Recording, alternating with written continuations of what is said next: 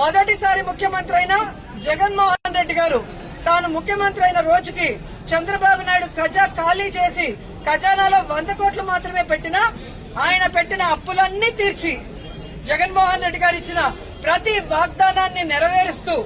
Welfare development 2 కళ్లగా ముందుకు వెళ్లాడు. జగనన్న దిగిపోయే రోజుకి 7,000 కోట్ల రూపాయలని ఖజానాలో పెడితే సిగ్గులేని కూటమి ప్రభుత్వ నాయకులు ఈ రోజు ఖజానా ఖాళీగా ఉంది, ఖజానాలో ఏమీ లేదు, ఏం చేయాలో అర్థం కాలేదు అని చెప్పి ఏ విధంగా మొసలి కన్నీళ్లు కారుస్తున్నారో మీ అందరూ చూస్తున్నారు. మరి మొదటిసారి ముఖ్యమంత్రి అయిన వ్యక్తి, వయసులో చిన్నవాడైన జగన్మోహన్ రెడ్డి గారు సంపద సృష్టించి ప్రజలకు ఇచ్చిన మేనిఫెస్టోని ఎలా నెరవేర్చాడు, ఈ రాష్ట్రాన్ని అభివృద్ది వైపుకి ఎలా నడిపించాడు, మెడికల్ కాలేజీలు ఎలా కట్టాడు, పిహెచ్సిల్ని ఎలా కట్టించాడు, స్కూల్స్ ని ఎలా రెనోవేట్ చేశాడు, ఈ రోజు టెంపుల్స్ ఎలా కట్టించాడు, రోడ్లు ఎలా వేశాడు, చెప్పుకుంటూ పోతే హార్బర్లు ఎలా కట్టారు,